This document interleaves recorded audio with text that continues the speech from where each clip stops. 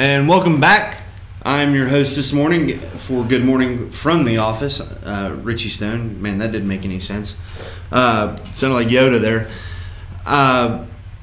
Today is Wednesday, September 27th. Yep, that's right, September 27th, 2017. Fall is upon us here in beautiful LJ, Georgia. It's a little hot still, but hopefully the cooler weather will be coming in. The mornings and evenings are a little cooler. The sunsets are getting pretty, and it also means there's a lot going on here in North Georgia. I know this weekend we had Carla in yesterday. She talked about the Dancing Goats Festival coming up downtown LJ. I'm excited for that on the boardwalk. Also, the apple orchards are thriving. Lots of folks up there for that. The pumpkin patches are in full swing. And it's also college football season, my favorite time of the year.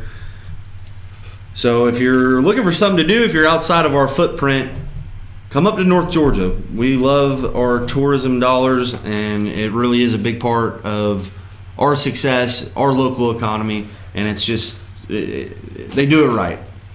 So moving on, we have a picture, I believe, of Jerry Jones, Mr. Arkansas himself. There he is.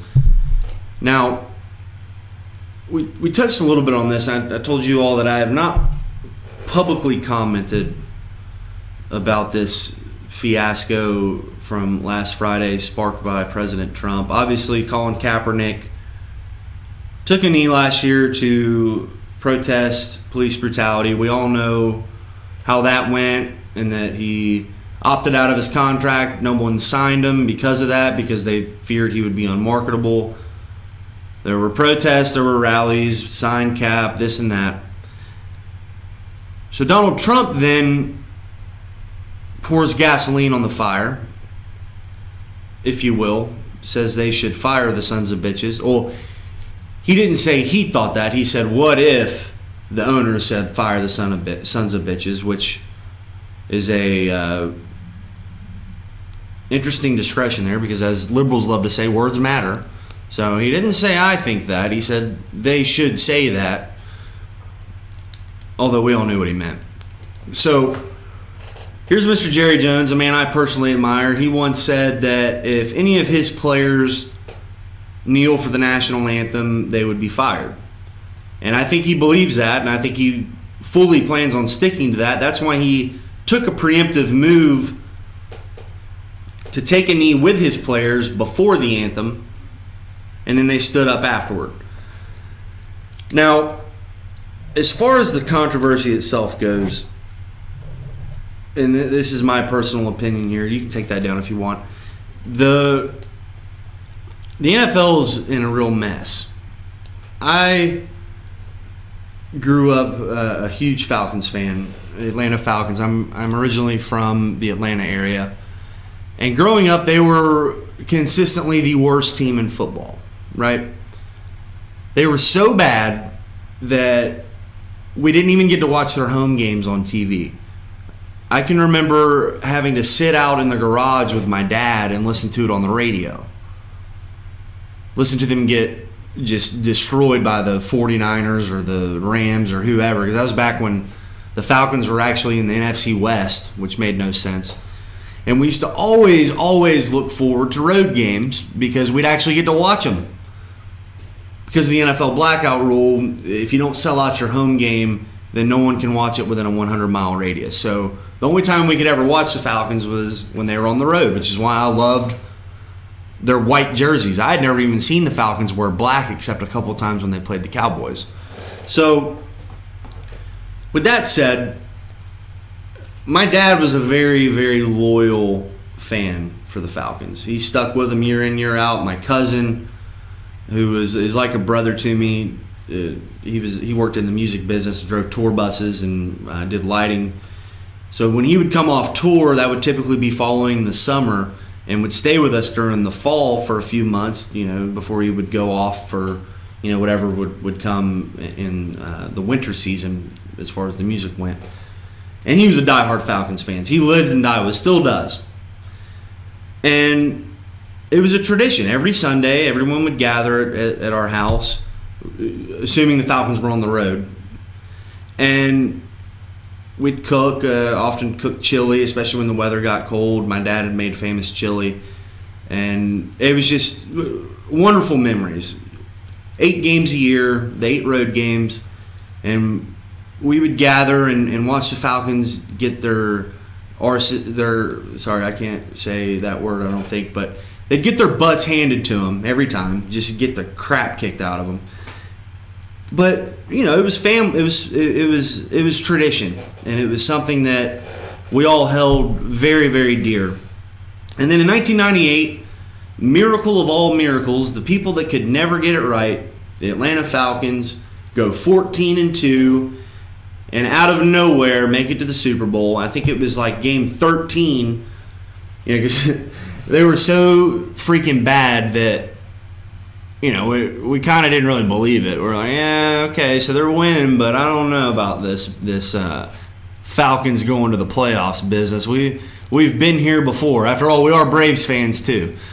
So I think it was around game 13, the 49ers with Steve Young, Terrell Owens, Jerry Rice, and that crew came to Atlanta for a big divisional matchup, and my God, they sold out the Georgia Dome. The home game was on TV. I mean, you would have thought the circus had come to town at our house. I mean, it was unreal how big of a deal that was.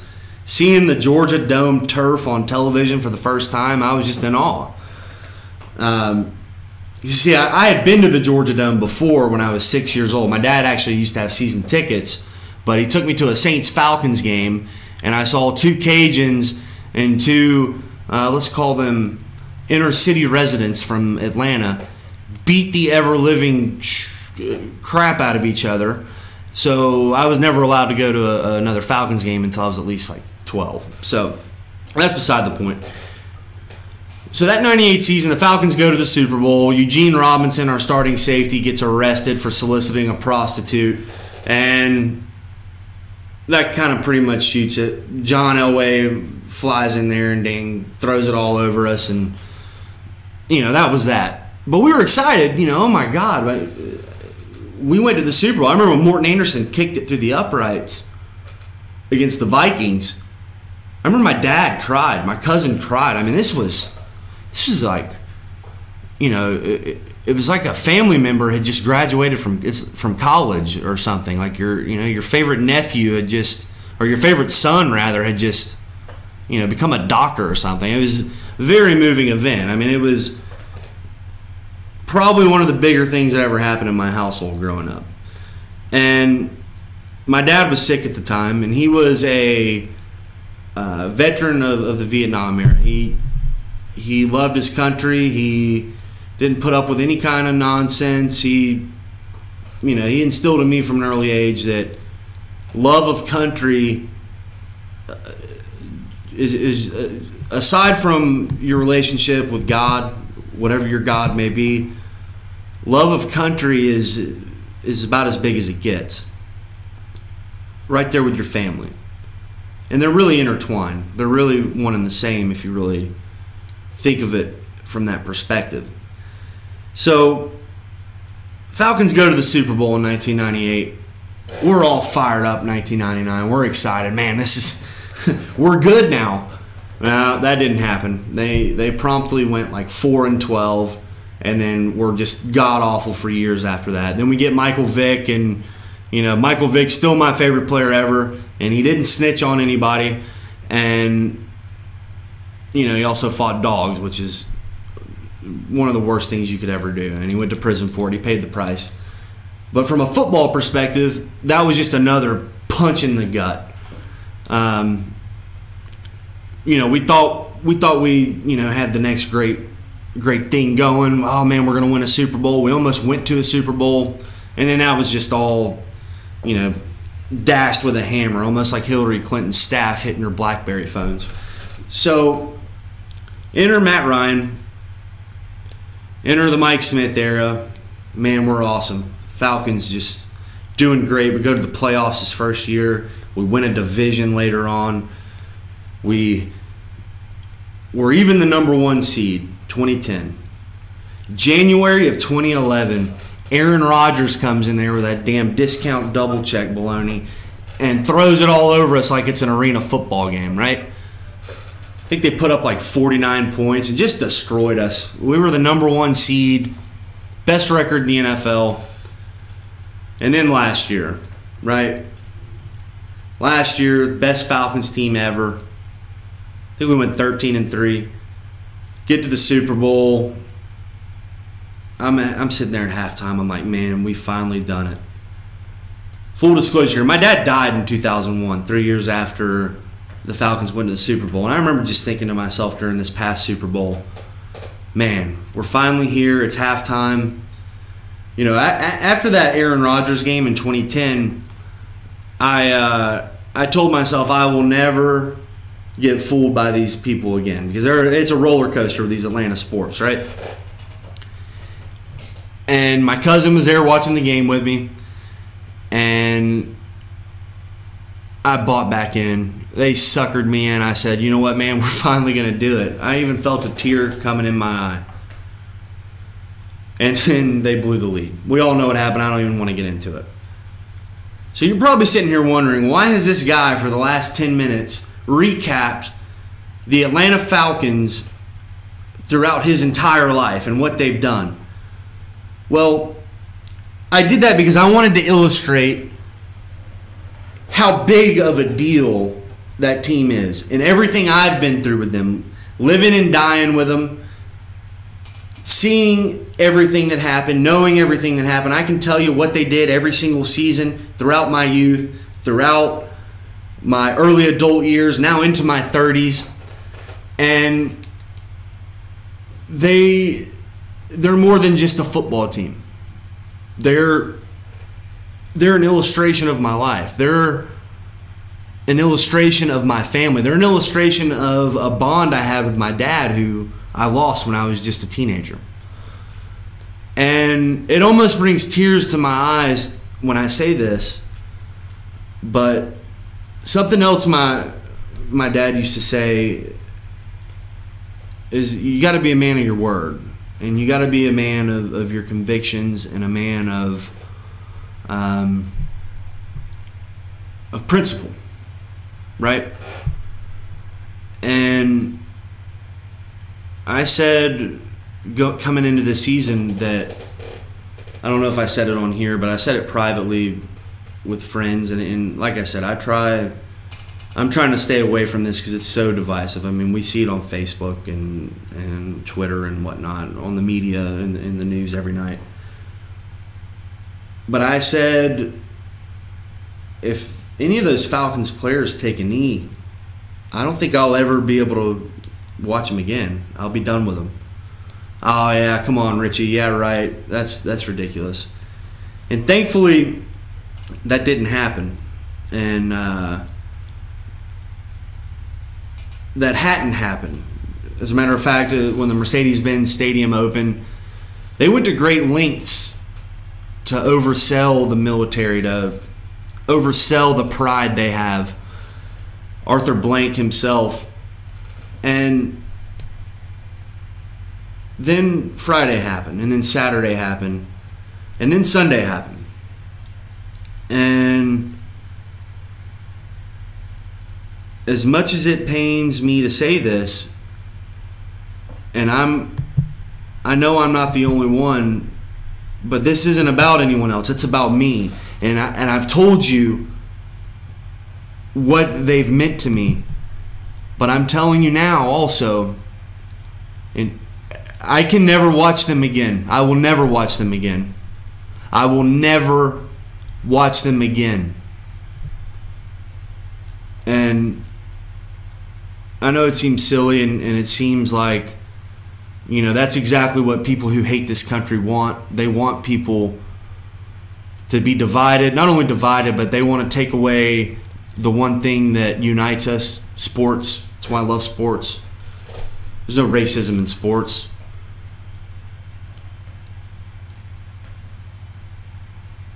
But I can't sit there in good conscience and think about my dad, and think about his friends, and think about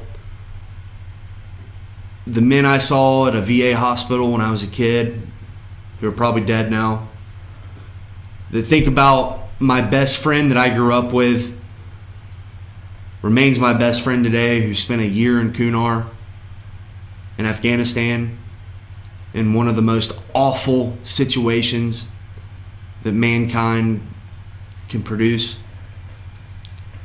I can't sit here and tell you that it's no big deal.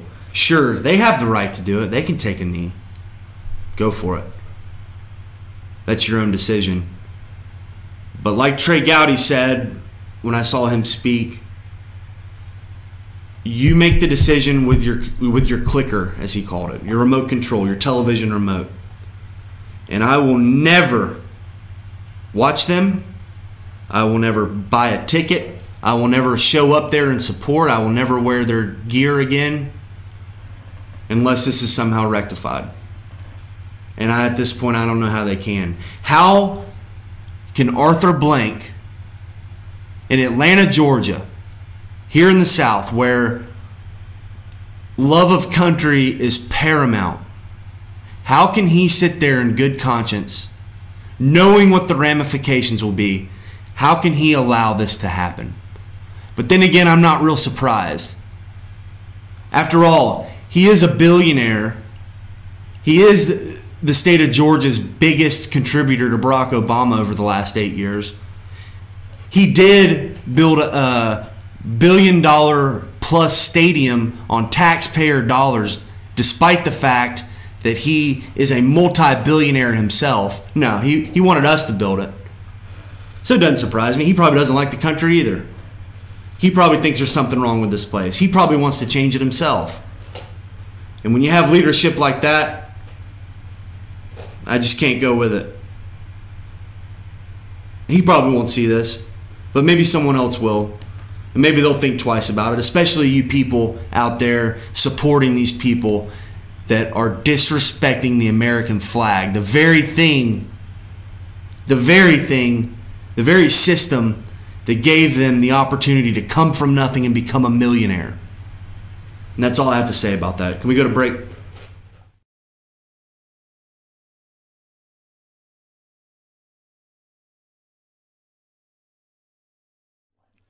In 1981, Reed Nicholson began selling tires out of an old barn in Mineral Bluff. Little did he know that he had just laid the groundwork for the most trusted names in automotive services in the Blue Ridge area. In 1997, Nicholson Tire Center became what it is today, holding the same values of faith, family, and great customer service. 2 locations to serve you, and the Blue Ridge location is currently expanding to offer fast service and the largest U-Haul provider in Georgia. Nicholson Tire Center, Blue Ridge, and Mineral Bluff.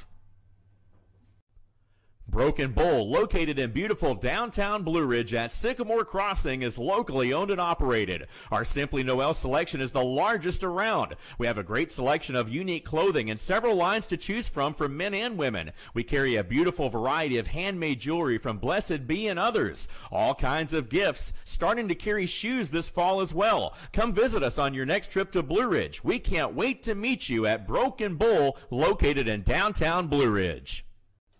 Papa's Pizza to Go in downtown Blue Ridge is the best in the area all-you-can-eat buffet. Call ahead or order online now at papaspizzatogo.com. Use our convenient pickup window for the best in pizza, subs, wings, breadsticks, salads, and more. And be sure to check out our lively game room. We serve lunch and dinner, catering available, take out or dine in. Papa's Pizza to Go in Blue Ridge, proud sponsors of the Fannin County Rebels. Be sure to check out New Blue Home and Gift, located in beautiful downtown Blue Ridge at Sycamore Crossing. Find us on Twitter at New Blue Home.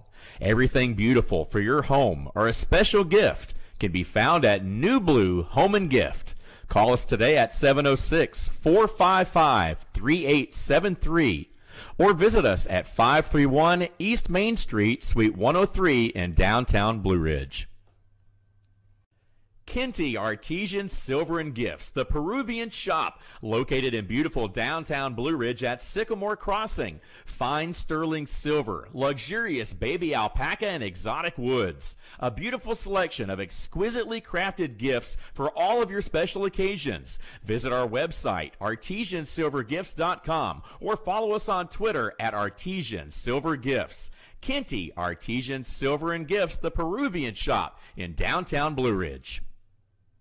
The Tupelo Tea mission is to provide over 80 premium tea blends for tea lovers who are looking for ways to explore new flavors and blends. Come visit Tupelo Tea, located in beautiful downtown Blue Ridge at Sycamore Crossing. Be sure to sample our various varieties of honey and tea. Visit us on the web at tupelotea.com or call us at 706-946-TEAS. That's TEAS. Tupelo Tea, located in beautiful downtown Blue Ridge.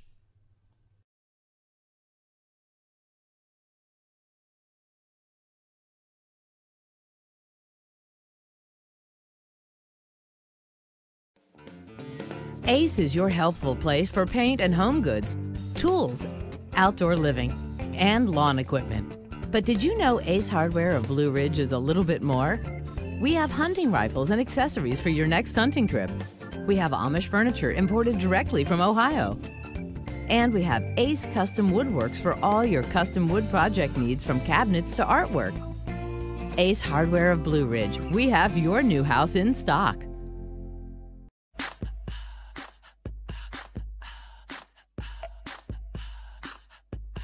What you gonna do with all that junk?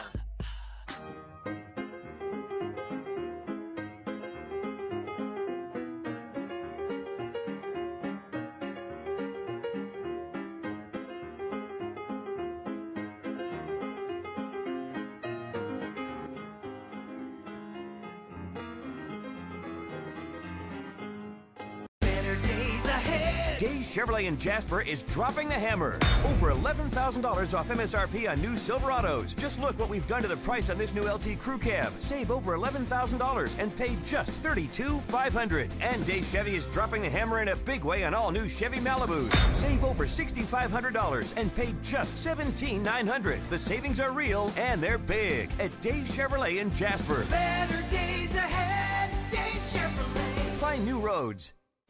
Hi, I'm Rhonda the Mattress Lady, and this is my husband Gary, owners of Mattress Overstocked in LJ next to Walmart. And we want to earn your business. From the time you walk in our door to the time we deliver your new mattress to your door, you will see the difference. Our selection and prices are the best in North Georgia, and customer service is our top priority. So y'all come on in and let us help you find the right mattress at the right price. That's Mattress Overstocked in LJ next to Walmart.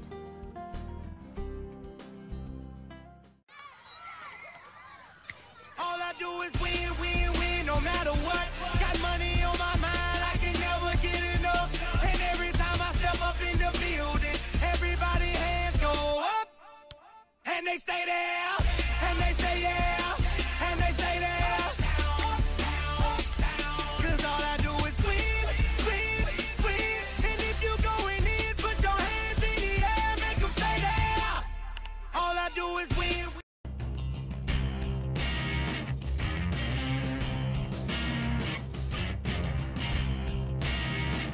Hi, I'm Casey McGraw, the General Manager of Schottenkirk Ford.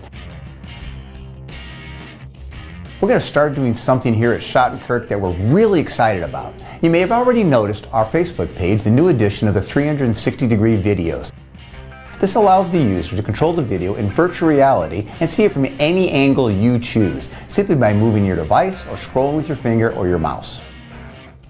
At Schottenkirk, we've decided to take this groundbreaking technology and apply it to the car shopping experience. Now, if you're interested in a new truck, a family car, or a brand new convertible Mustang, you can simply log on to our Facebook page or our YouTube page and see it for yourself in full HD 360-degree detail. Or contact one of our sales associates who will send you the link directly. If you like what you see and want to take it for a test drive, simply stop on by and take it for a spin. At Schottenkirk Ford, we're committed to not only keep up with new market technology, but we strive to be innovators, while always keeping your comfort and convenience as our #1 priority. So follow us on Facebook, check out our new 360 VR videos, and let me know if there's anything I can do for you.